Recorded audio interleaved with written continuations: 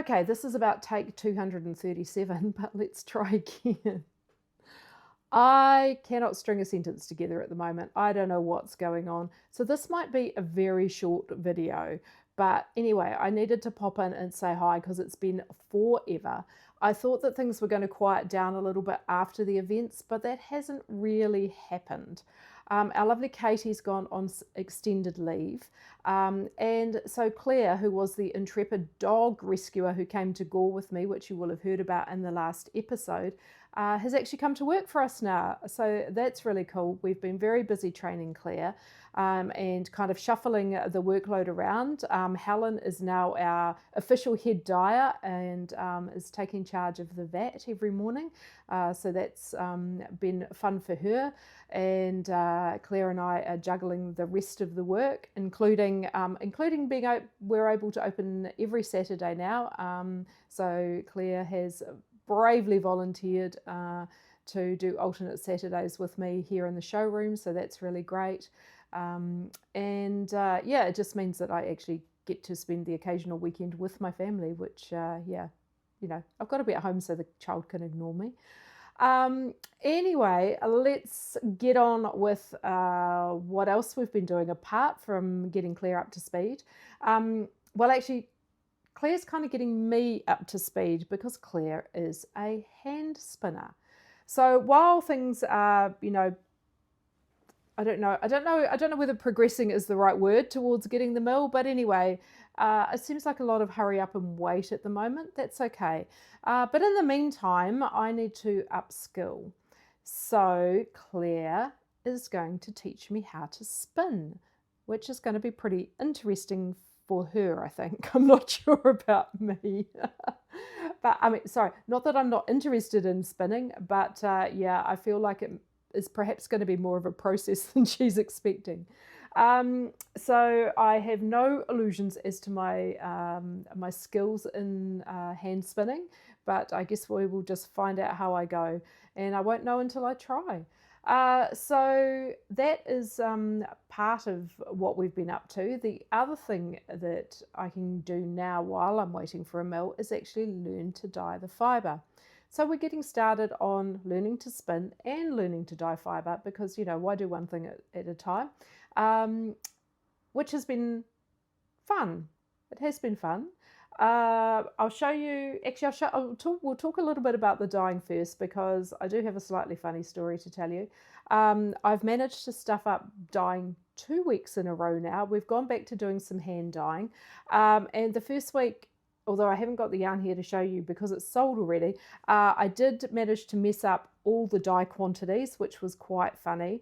And it's been a long time. In fact, I was trying to think, I don't think I've done any hand dyeing this year, this side of Christmas, mainly because the time has gone so fast. I just don't even know where it's gone. But anyway, we have managed to hand dye some things last week, so I can show you those. This is Sock Star, which is 100% merino high twist. Now I will tell you that everyone will tell you you need nylon in socks. You do not need nylon in socks. You can knit socks, but what you need is a very high twist yarn, which is what this is. So you need a high twist yarn, and you need to knit it tightly. And that's how you do it. You don't need nylon. And people will be horrified by this, but you know, people wore socks before there was nylon. Nylon's only a fairly recent invention in, you know, in the scheme of sock wearing in the world. So anyway, you don't need nylon in your sock yarn, but you do need a high twist. And we don't put any synthetics in our yarn at all. So that's why we have the high twist sock yarn.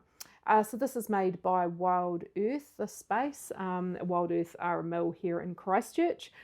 For those of you who are international, we have very few mills left in New Zealand. And in fact, one is about to close. So luckily, Wild Earth, and I need to say congratulations to Jackie and Graham, who are the owners, and Blair, for being able to procure the equipment from the mill that is closing. And that equipment will all be getting trekked down here to Christchurch, so they will be expanding, which is very exciting, and kind of thrilled. I mean, it's sad to be losing a mill, because we have so few of them. But it is great that the equipment is not being scrapped. That's super good news. Well, Wild Earth, I often do contract dyeing for them, so I am doing some of that at the moment. They're keeping me very busy doing that. I will be helping them in whatever way I can assist with them getting set up with their new equipment. Yeah, in the meantime, things are just kind of trekking along for us in that capacity, so that's cool. But it is super exciting to have all that new equipment coming to Christchurch. So anyway, sorry, I just went completely off on a tangent there, but I just wanted to say congrats to them before I'd forgotten. But they make this space yarn. This is our Sock Star, so they make this yarn, and we've been hand dyeing on it. We've decided going forward to hand dye our sock yarn because we can do it in smaller batches, and also it gives me a chance to play a little bit with colours. So that's really cool. I need to show you the rest of the colours. This is just the first one. So we actually dyed hang on, I don't think my hands are big enough. We actually dyed a rather beautiful gradient, and I really hope you can see that. Sorry, my screen is black in front of me, so I can't see what you guys are seeing. So I'm hoping that this is going to work and you'll be able to see everything. But we dyed a rather beautiful semi-solid gradient. And I'll try giving you a close-up of this, because then you can probably see that the colours are semi-solid. So we do, while most of our dyeing here at Outlaw Yarn is in our tiny commercial vat, we do hand dye a little bit just for fun. So that's what we're doing with the sock yarn. And the other thing, oh, well, yes.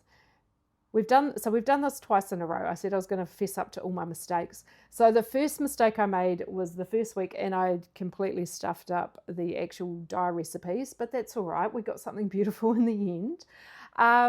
The second week, we cabinet dye, and our yarn stays in the cabinet for 12 hours. It's a very long process, our hand dyeing process, because of the equipment that we use.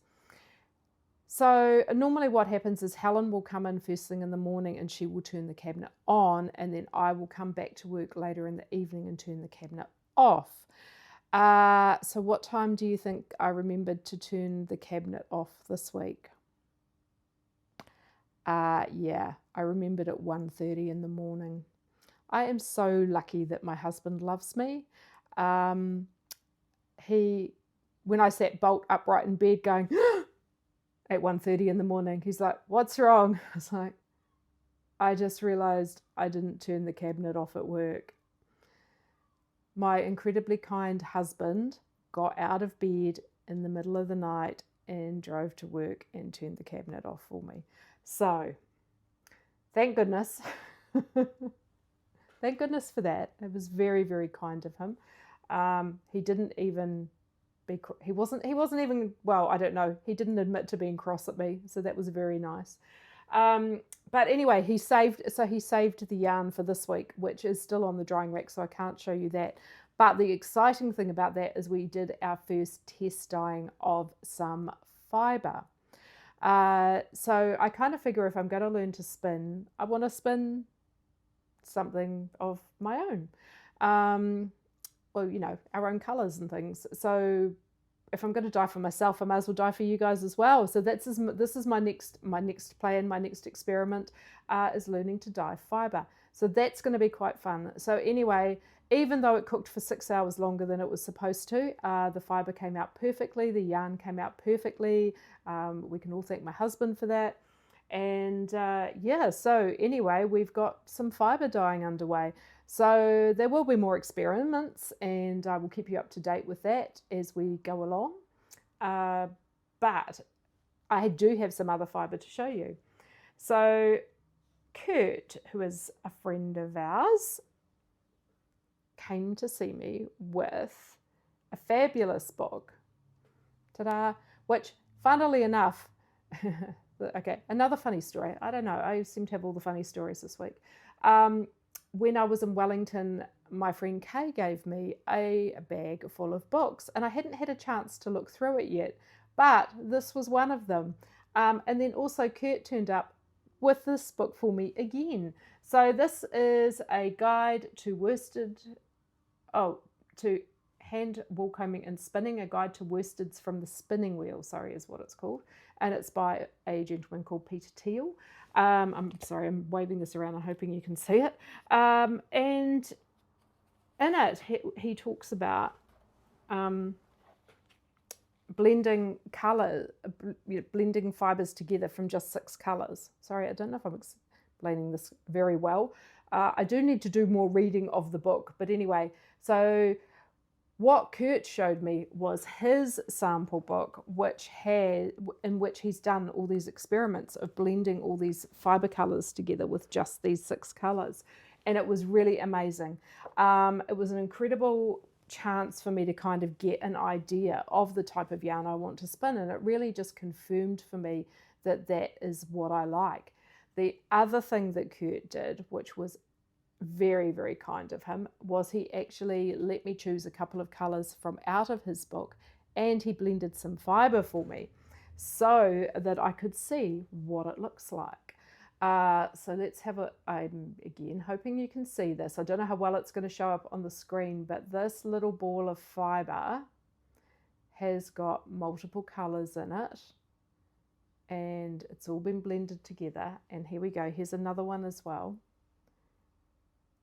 So it's very cool seeing the actual practical in-person version of what what we've been reading in the book. So there we go. It's really amazing. But then he went one step further, because Kurt's amazing, and he actually spun the fiber for me. Okay, hoping you can see that and not me. If it's a problem, I will try and get the kids to put a photo in there instead. Okay, so that beautiful color, and then this one as well. So this is the kind of heathered yarn that I want to make. And it really confirmed for me that this is the kind of track I want to go down, I think, with my own mill. And having small scale equipment, because I don't know if I said to you, I'm looking at it's a mini mill I'm trying to get, not a big mill. I haven't, no, definitely just a small mill, because I want to do small batches. So there we go. So that's kind of what we're working on. But anyway, because now I know how to dye fiber, we'll be able to blend the fiber like this for spinners, I think. So you guys are going to have, well, the people that can spin will have my yarn before I have my yarn, I think. So that's pretty funny. Other than that, it's just been business as usual.